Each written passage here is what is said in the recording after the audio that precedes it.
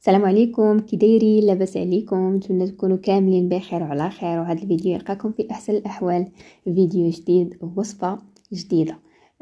الوصفه ديال اليوم غادي تكون عباره عن دوازاتي وبلا بيض وغير بعجين واحد. غادي نخرجوا 3 تشكيلات ديال الحلوى اللي كتجي لذيذه وهشيشه وبطبيعه الحال ودائما كيف ما عودتكم في اطار الوصفات الاقتصاديه السهله والسريعه. خليكم معايا للاخر نشوفوا المكونات وطريقه التحضير والمزيد من التفاصيل.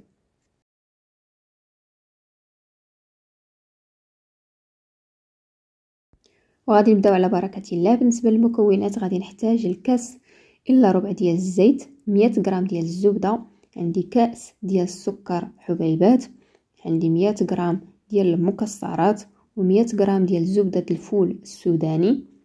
غادي نحتاج كذلك كيس واحد من خميره الحلويات والدقيق على حسب الخليط. ندوزو دابا للطريقه. انا خديت هنا الهاشوار، درت فيه واحد القبيصه ديال الملحه لتصحيح الذوق. وغادي نخدم اول حاجه اولا في المرحله الاولى داك الزبده اللي عندي 100 غرام ديال الزبده بدرجه حراره المطبخ. غادي نضيف عليها السكر حبيبات، عندي كاس الا ربع ديال السكر. وغادي نضيف كذلك كاس الا ربع ديال الزيت. السكر عندي نفس القياس ديال الزيت. وغادي نخلط هاد المكونات مزيان حتى كينسجموا وكيذوب داك السكر. من بعد غادي نضيف 100 غرام ديال زبدة الفول السوداني. وغادي نولي نخلط هاد المكونات مزيان. انا هنا كنستعن بالهاشوار باش كنربح الوقت وكنوفر عليا المجهود. من بعد ما خلطت جميع المكونات غادي نكب الخليط ديالي في شي اناء، وغادي نضيف عليه 100 غرام ديال المكسرات اللي محمرين. انا استعملت هنايا اللوز والقرقاع. بالنسبه للوز حمرته بقشورو وهرمشته، والقرقاع ما حمرته ما والو، يعني هرمشته بحال هكاك. وغادي نضيف في الاخير كيس واحد من خميره الحلويات والدقيق. بالنسبه للدقيق كنضيف بالتدريج شويه بشويه حتى كنجمع العجينه.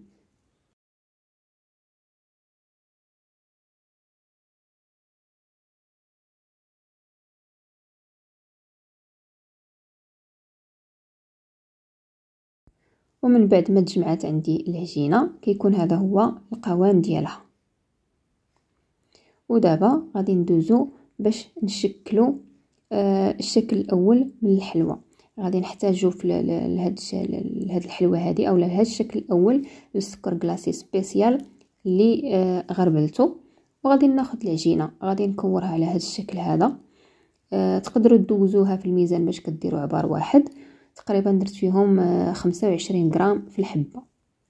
غادي نديرها على شكل غريبه، كنكورها وكنديرها في السكر كلاصي سبيسيال على هذا الشكل هذا. كنحاول نلبسها بالسكر مزيان وكنضغط عليها واحد شويه وكنحطها في الصينيه اللي غادي تدخل الفران، تكون مفرشه بورق الزبده.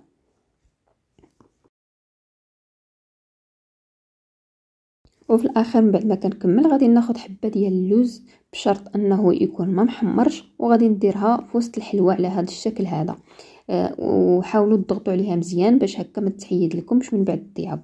اولا تقدروا تدوزوا داك الحبه ديال اللوز في ابيض البيض وتديروها عاد فوق الحلوى باش هكا تفاداو انها تحيد لكم من بعد الطياب. وبالنسبه للشكل الثاني هو هذا كما كتشوفوا معايا في الفيديو. الطريقه راها واضحه ومفهومه. كناخذ يعني العجين وكنكورو هكا بين يدي كما كتشوفوا. من بعد كنعطيه واحد الشكل بيضاوي نوعا ما. المهم الطريقه راها واضحه في الفيديو بلا ما نزيد نشرح. وغادي نحطها حتى هي في الصينيه اللي غادي تكون مفرشه بالورق ديال الزبده. وبالنسبه للشكل الثالث والاخير غادي نديرو على شكل هلاليات بهذه الطريقه هذه كما هو موضح في الفيديو.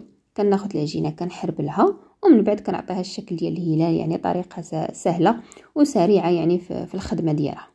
كنستمر بنفس الكيفيه حتى كنكمل كاع الكميه ديال العجين اللي عندي.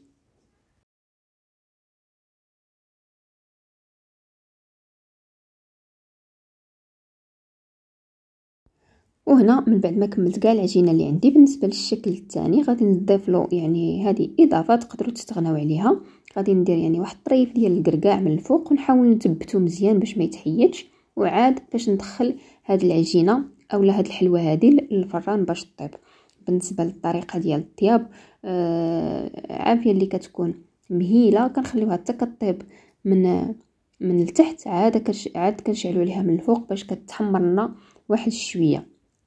اما بالنسبه لطريقه الطياب ديال هاد الحلوه هذه ولا هاد الغريبه، فاول حاجه الفران خصو يكون سخون مزيان مزيان، وكنشعلوا عليها النار من الفوق حتى كتشق وكتفرقع علينا، عاد كنديروا عليها العافيه من التحت. وهذه الحلوه من بعد ما طابت كتجي على هذا الشكل هذا. دابا غادي ندوزو للتزيين. بالنسبه للشكل الاول غادي ناخذ شويه ديال الشوكولاط الابيض اللي دوبته بحمام مائي، درته في واحد البلاستيك غذائي، وغادي نحاول ندير به خطوط على هذه الطريقه هذه كما هو واضح في الفيديو. وبالنسبه للشكل الثاني اللي درنا على شكل هلال، هنايا غادي تلاحظوا بان داك الهلال ما بقاوش محافظين على الشكل ديالهم كما درنا في الاول، حيت درنا فيهم خميره الحلويات. لذلك النصيحه من عندي، الا كنتو غديروا هذه العجينه على شكل هلال كامله، يعني العجينه كامله بلا ما ديروا خميره الحلوى. وهنايا خديت سكر كلاصي سبيسيال وغادي نفند فيه داك الحلوى ديال الهلال من بعد ما بردت تماما. انا الحلوى كامله ما كنقيسوش فيها حتى كتبرد، لانها كتكون هشيشه بزاف واحد الدرجه ما تصوروهاش. ومن بعد ما كنكمل غادي ندوز باش نحط الحلوى ديالي في الطبق ديال التقديم، ونشوفوا جميع النتيجه النهائيه.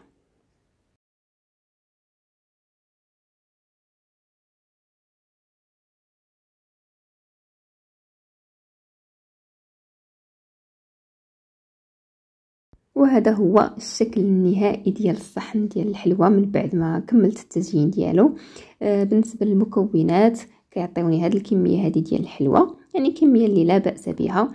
والحلوى راه كتجي لذيذه بزاف وكتجي هشيشه لواحد الدرجه ما تصوروهاش، يعني كتذوب في اليد قبل الفم عفوا. انتم غادي تشوفوا معايا الهشاشه اللي كنهضر عليها. انا الى هنا كنكون وصلت معكم للنهايه ديال الفيديو. شكرا لكم على حسن المتابعه، وما تنسونيش احبابي من الدعم والتشجيع ديالكم، والى الفيديو القادم ان شاء الله. مع السلامه.